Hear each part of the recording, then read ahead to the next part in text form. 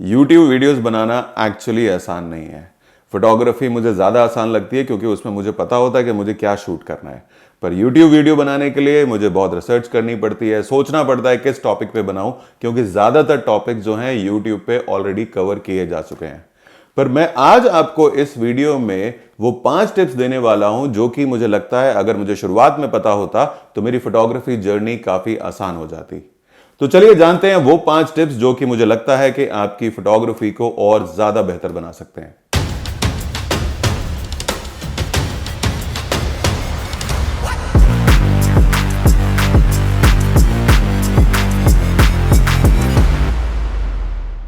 Hi, my name is Vipin Gaur. I am a fashion and advertising photographer और अब हम बात करने जा रहे हैं 5 टिप्स की जो कि आपकी फोटोग्राफी को और बेहतर बना देंगे।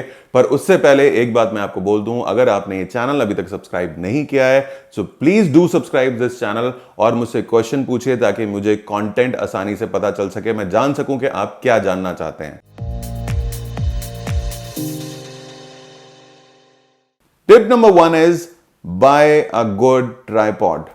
बिना ट्राइपॉड के फोटोग्राफी आप मत कीजिए, क्योंकि अगर आप बिना ट्राइपॉड के फोटोग्राफी कर रहे हैं तो बहुत सारी चीजें आप जेन्युइनली मिस कर रहे हैं।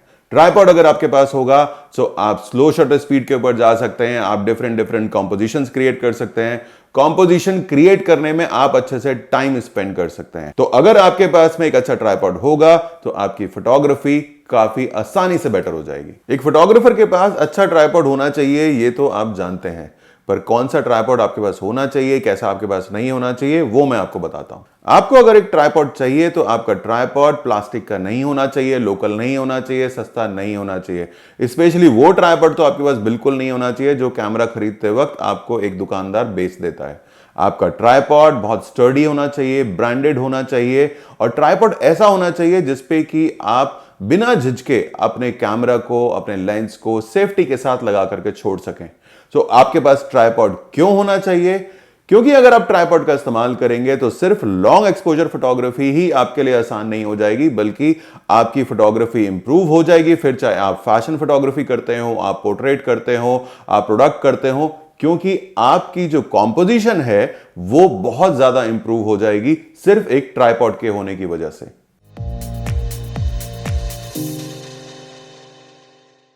मेरा मानना यह है कि एक फोटोग्राफर के पास में मल्टीपल मेमोरी कार्ड्स होने चाहिए।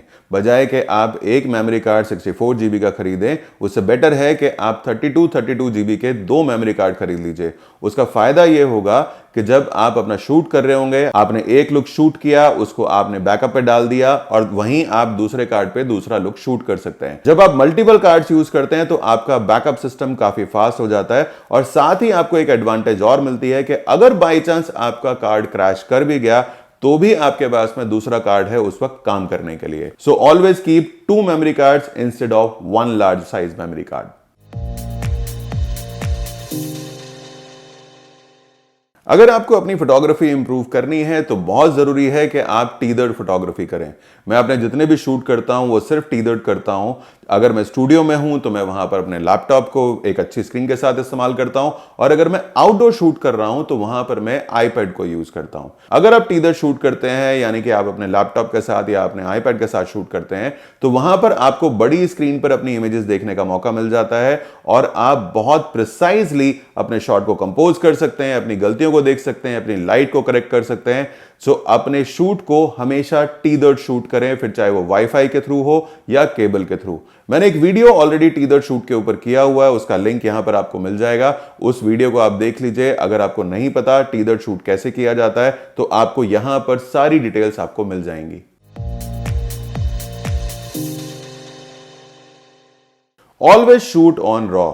हमेशा रॉ में शूट कीजिए, जेपेग में नहीं, क्योंकि जेपेग में अगर आप शूट करते हैं तो उसको करेक्ट करना, उसमें चेंजेस करना थोड़ा सा मुश्किल होता है। अगर आप कर भी लेंगे तो उसकी क्वालिटी बहुत डिग्रेड होती चली जाएगी।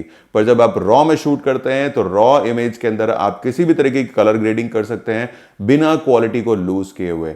रॉ और जेपेग इस तरीके से हैं कि रॉ है नेगेटिव और जेपेग है पॉजिटिव। तो अगर आप पॉजिटिव को स्कैन करेंगे फिर उसमें एडिट करेंगे तो उसकी क्वालिटी डिग्रेड होगी। वहीं अगर आप नेगेटिव में कुछ भी चेंज करते हुए नए नए प्रिंट्स निकालते रहेंगे तो वो क्वालिटी वहीं की वहीं बनी रहेगी। So always shoot on raw. अगर आपको अपनी पिक्चर्स में क्वालिटी चाहिए, क्लैरिटी चाहिए, अच्छे कलर्स चाहिए, raw is the best thing.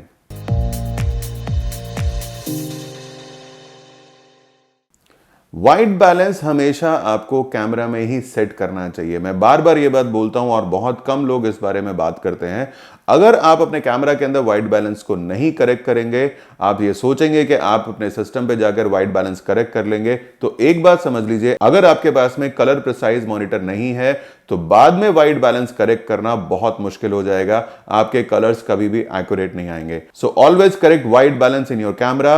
एक ग्रे कार्ड में आप इन्वेस्ट कर सकते हैं या कलर चेकर पासपोर्ट आप यूज कर सकते हैं, जिससे कि आप कस्टम व्हाइट बैलेंस क्रिएट करके आप प्रिसाइज कलर्स को अपने कैमरा में ही कैप्चर कर सकते हैं। ये थे मेरे 5 टिप्स आपके लिए। अगर आप किसी और चीज के बारे में जानना चाहते हैं या आपके कुछ सवाल हैं तो नीचे कमेंट बॉक्स में लिखकर आप मुझसे पूछ सकते हैं। मैं कोशिश करता हूं कि आपके सारे सवालों का जवाब दे सकूं। और साथ ही अगर आपने ये चैनल अभी तक सब्सक्राइब नहीं किया है तो please do subscribe my channel.